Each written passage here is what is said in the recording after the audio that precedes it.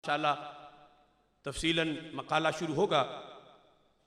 आज के इस तारीख साज इज्तिमा के अंदर स्टेज पे आप देख रहे हैं हज़ारों शागिर्दों के उस्ताद, जामिया निज़ामिया रिजविया जो बर्र-ए-सग़ीर की अजीम दीनी दरसगाह है, उसके शेखुल हदीस हज़रत अल्लामा हाफिज़ मोहम्मद अब्दुस्सत्तार सईदी साहिब ज़ीदा शरफ़ुहू तशरीफ़ फरमा है, जो अलालत तबा के बावजूद इस जगह रौनक अफरोज़ हुए।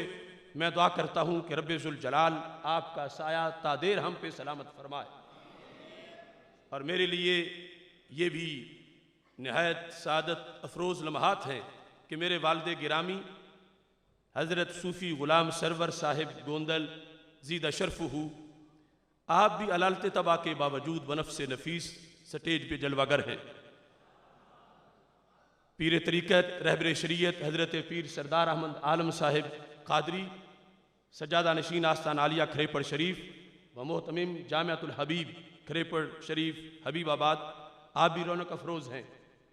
पीर तरीक़त रहबर शरीयत हज़रत पीर मोहम्मद इकबाल हमदमी साहिब जो तहरीक लब्बैक या रसूल अल्लाह सल्लल्लाहु अलैहि वसल्लम और तहरीक सिरात मुस्तकीम के रहनुमा हैं। और हमेशा गाजी साहब के लिहाज से हमने जितना सफ़र किया, आपने कदम कदम पे हमारा साथ दिया। और तहरीक सिरात मुस्तकीम लाहौर डिवीज़न के आप नाज़िम आला हैं, आप भी रौनक अफरोज़ हैं। और इनके साथ ही आज़ाद कश्मीर से तशरीफ़ फरमा यादगार असलाफ़ जिन्होंने नामूस रिसालत के लिए मीरपुर में बड़े बड़े सरगनों का मुकाबला किया, हज़रत मौलाना मोहम्मद बशीर मुस्तफ़ी साहिब जो मरकज़ी जमात अहले सुन्नत के अजीम रहनुमा हैं, आप तशरीफ़ फरमा हैं। आप इसलिए भी मेरे लिए नहायत मोहतरम हैं कि मेरे मुर्शिद कामिल हाफिज़ुल हदीस इमामुल असर हज़रत पीर सैयद मोहम्मद जलालुद्दीन शाह साहिब नक्शबंदी कादरी रहमहुल्लाह ताला के जो अव्वलीन तलामिज़ा हैं, मौलाना मोहम्मद बशीर मुस्तफ़ी साहब का उनमें शुमार होता है। स्टेज पर तहरीक रिहाई गाजी मुमताज़ हुसैन कादरी में हमारे साथ कदम ब कदम सफ़र करने वाले और बिलखुसूस डी चौक में जो धरना हुआ उसमें इस्तिकामत के साथ हमारे साथ पूरे कद के साथ खड़े रहने वाली शख्सियत हज़रत साहिबज़ादा हाफिज़ मोहम्मद हामिद रज़ा सियालकोटी साहिब जो जमात अहले सुन्नत के अजीम रहनुमा हैं और तहरीक लब्बैक या रसूल अल्लाह सल्लल्लाहु अलैहि वसल्लम के अजीम रहनुमा हैं। और बहुत बड़े आलिम दीन मुहद्दिस सियालकोटी हज़रत हाफिज़ मोहम्मद आलम साहिब के लाप लख्ते जिगर हैं, आप भी स्टेज पर रौनक अफरोज़ हैं। और इनके हज़रत शेखुल हदीस के साथ आगे बर्र-ए-सग़ीर की अजीम रूहानी दरगाह शरकपुर शरीफ के चश्मो चराग हज़रत मियाँ मोहम्मद साहले शरकपुरी साहिब ज़ीदा शरफ़ुहू, आप रौनक अफरोज़ हैं। और उनके बाद नहायत ही इल्मी शख्सियत हज़रत मुफ्ती मोहम्मद शफ़क़ात अहमद रिज़वी साहिब तशरीफ़ फरमा हैं और जमात रज़ाए मुस्तफ़ा सल्लल्लाहु अलैहि वसल्लम के सरबरा और तहरीक लब्बैक या रसूल अल्लाह सल्लल्लाहु अलैहि वसल्लम के मरकज़ी रहनुमा अलहाज मोहम्मद दाऊद रिज़वी साहिब, आप भी रौनक अफरोज़ हैं। और आपने खिताब भी फरमाया। आप जानते हैं कि नब्बाज़े कौम हज़रत अल्लामा अलहाज अबू दाऊद मोहम्मद सादिक साहिब कादरी रिज़वी रहमहुल्लाह ताला ने ज़िंदगी भर नामूस रिसालत का परचम बुलंद किया और ये उनके मिशन पर चलते हुए कदम कदम पर हमारा साथ दे रहे हैं। हमारे बहुत से शुयूख़ अभी रस्ते में हैं, इंशाअल्लाह मकाले के दौरान जलवागर होंगे। आज की नशिस्त के इस इज्तिमा के जो खुसूसी मेहमान हैं उनमें से हज़रत मियाँ मोहम्मद अबू बकर शरकपुरी साहिब ज़ीद मजदूह सज्जादा नशीन आस्तान आलिया शरकपुर शरीफ, आप भी रौनक अफरोज़ होंगे।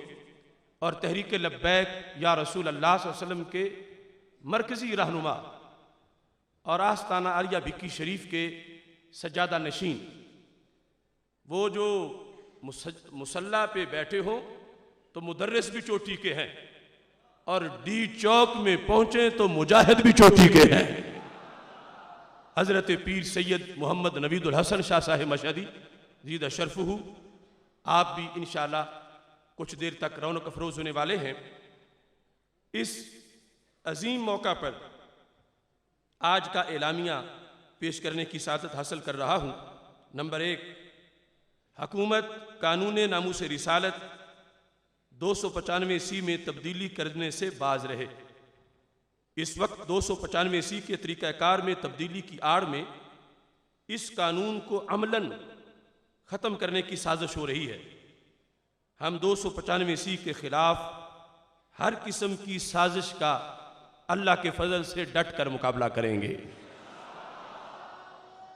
सबसे पहले हम इत्माम हुज्जत कर रहे हैं, दलील की बोली बोल रहे हैं, और इस मौका पर आपके लिए भी और यूरोपीय यूनियन की सुंडियों और कीड़े मकोड़ों के लिए भी, वेस्ट के शैतानों के लिए भी, और पाकिस्तान में उनके गुलामों के लिए भी मैं ये ऐलान कर रहा हूं, और पूरे वसूख के साथ और जिम्मेदारी के साथ, कि अगर इस इत्माम हुज्जत के बाद भी गैरों के कहने पर पाकिस्तान के हुक्मरानों ने, इस पार्लियामेंट ने 295 में तब्दीली का इरादा किया, तो रब्बे जुल जलाल के फजल से तहरीक लब्बैक या रसूल अल्लाह सल्लल्लाहु अलैहि वसल्लम के लाखों कारकुनान पार्लियामेंट का मुहासरा करेंगे।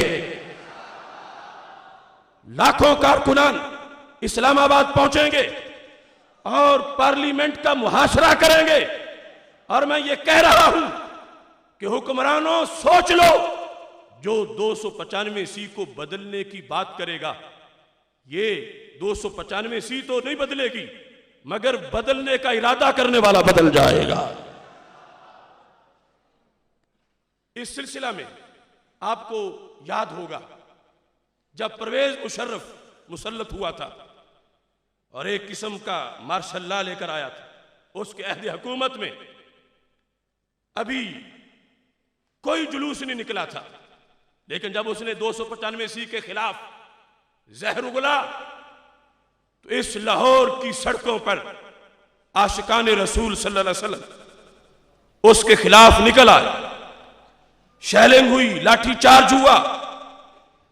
बिलाखिर नमाज़े जोर में जब हम पंजाब असेंबली के, पंजाब यूनिवर्सिटी के सामने खड़े हुए, तो हमारा मुहासरा किया गया और उसके बाद गिरफ्तारियां अमल में आई, थाने लाहौर के भर गए, फिर डिस्ट्रिक्ट जेल तक हमें पहुंचाया गया। हमने कहा, जिस मुंह से परवेज मुशर्रफ ने यह ऐलान किया है कि 295 को मैं बदलूंगा, उसी जुबान से अपना ऐलान वापस ले, वरना सारे मुल्क की जेल आशिकों से भर जाएगी। उस डिक्टेटर को घुटने टेकने पड़े। उसने अपना ऐलान वापस लिया। और मैं कहना चाहता हूं वक्त के यजीदों को, ठीक है हमारे को दुनियावी सोर्सेज नहीं, मगर हम बदनी ताकत से नहीं मदनी ताकत से लड़ते हैं। हम खाक नशीनों की ठोकर में जमाना है। उस वक्त हमने कहा था कि परवेज मुशर्रफ तू अकड़ रहा है अपनी मशीनरी पर, अपने इक़्तिदार पर, एक दिन वो आएगा तू मुंह छुपा रहा होगा और 295 वाले फिर भी मिंबरों पे खुतबे दे रहे होंगे। वो दिन कुदरत ने दिखाया। आज वो गीदड़ फरार है और 295 वाले लब्बैक के नारे लगा रहे हैं। इस वास्ते मौजूदा गीदड़ों को भी मैं कह रहा हूं, मत छेड़ना इस दस्तूर और ज़ाब्ते को। ये 295 कानून नामूस रिसालत, ये पाकिस्तानी कानून बाद में है और कुरानी कानून पहले है।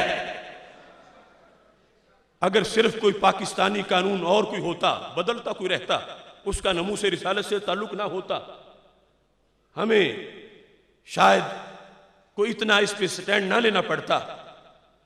मगर ये तो पाकिस्तानी से पहले कुरानी है, तो किसकी ताकत है जो कुरान के कानून को बदले? किसकी हिम्मत है जो कुरान के दस्तूर को छेड़े?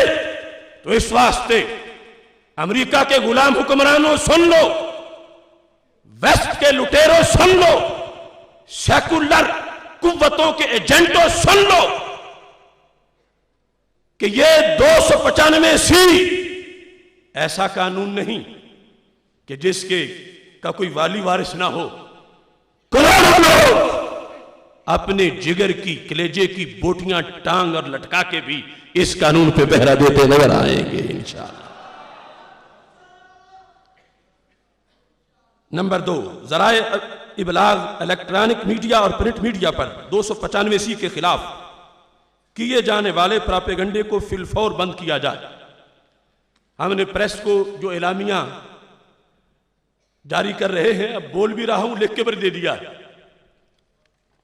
इसमें तीसरे नंबर पर ये मैंने लिखा है कि 295C के खिलाफ शुकूक व शुबहात फैलाने वाले जावेद अहमद गामदी के साथ हुकूमत 295C के मौजू पर आला सतह पर कौम के सामने लाइव मुनाजरा करवाए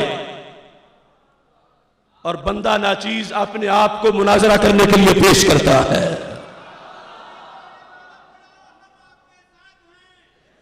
नंबर 4, 295C के तहत सजा पाने वाले गुस्ताखान रसूल सल्लल्लाहु अलैहि वसल्लम को फिलफौर फांसी पर चढ़ाया जाए और पाकिस्तानी जेलों में मौजूद तमाम गाजियान इस्लाम को फिलफौर रिहा किया जाए।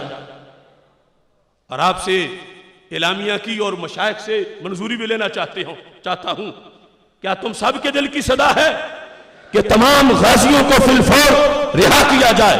तमाम गाजियों को फिलफौर, तमाम गाजियों को फिलफौर, तमाम गाजियों को फिलफौर और तमाम गुस्ताखों को सूली पे चढ़ाया जाए। तमाम गुस्ताखों को, आसिया मलऊना को, आसिया मलऊना को। नंबर 5, आसिया मलऊना की रिहाई के लिए यूरोपीय यूनियन का मुतहर्रिक होना पूरी उम्मत मुस्लिमा के लिए लम्हा फिक्रिया है, तौहीन रिसालत दहशतगर्दी की बदतरीन शक्ल है। आसिया मलऊना इस दहशतगर्दी की मुर्तकिब हुई है और उसका इकरार भी कर चुकी है। सेशन कोर्ट ननकाना और हाई कोर्ट पंजाब के फैसले के खिलाफ और आसिया मलूना की हिमायत में पोप का बयान पाकिस्तानी अदालत की तौहीन है और पाकिस्तान के मजहबी उमूर में मुदाखलत है। हम पोप की भरपूर मजम्मत करते हैं और यूरोपीय ममालिक की तरफ से गुस्ताखान रिसालत को पनाह देने की पॉलिसी ने मुसलमानों को बहुत कुछ सोचने पर मजबूर कर दिया है। अगर मगरबी ममालिक ने गुस्ताखाना कल्चर की हौसला शिकनी ना की तो तहजीबों का बहुत सख्त तसादम हो सकता है, खुदा न खास्ता, जिससे तीसरी आलमी जंग छिड़ सकती है। अब भी वक्त है कि यूरोपीय ममालिक सलमान रुश्दी, तस्लीमा नसरीन और टोरी जोन्स जैसे गुस्ताखों की पुष्टपनाही छोड़ दे और इन तमाम गुस्ताखों को उम्मत मुस्लिमा के हवाले कर दे, ताकि हम अपने हाथों से इनको सूली पे चढ़ाएं। आशिकाने रसूल, ये मुतालबा तुम्हें मंजूर है? नंबर 6, कादियानी हर वक्त इस्लाम और पाकिस्तान के खिलाफ साजिशों में मसरूफ हैं। मुल्क में उनकी शरंगेजियों की मुख्तलिफ कार्रवाइयां हर वक्त जारी हैं। उनका फौरी तौर पर मुहासबा किया जाए और कलीदी आसामियों से कादियानियों को निकाला जाए। नंबर 7, इंडिया की तरफ से लाइन ऑफ कंट्रोल पर जारहियत रोजमर्रा का मामूल बन चुकी है। सरहदी इलाकों के लोग लाशें उठा उठा कर थक गए हैं। हुकूमत को इंडिया के साथ दोस्ती के तोहफे भेजे जा रहे हैं। वो जिस मोदी के साथ इन्होंने हनीमून मनाया था रायवंड में, वो इन्हें दोस्ती के रोजाना तहफ भेज रहा है। और ये मक्कार और गद्दार गूंगे बन के बैठे हुए हैं। क्या तमाशा है कि जिसके हाथ में मीजान है वो मुनाफे गिन रहा है, तोलता कुछ भी नहीं। हम मुतालबा करते हैं कि हुकूमत पाकिस्तान तमाम शुहदा का फौरी तौर पर बदला ले। जितने फौजी जवान शहीद हुए, जितने सिविलियन यानी शहरी शहीद हुए, उनका बदला लिया जाए। और सिर्फ बदला ही नहीं, बल्कि इंडिया को वो सबक सिखाया जाए कि आइंदा वो कंट्रोल लाइन पर किस किस्म की जारहियत के काबिल ना रहे। मराठ कश्मीरी अपने जोरे बाजू से अपनी आज़ादी की जंग लड़ रहे हैं।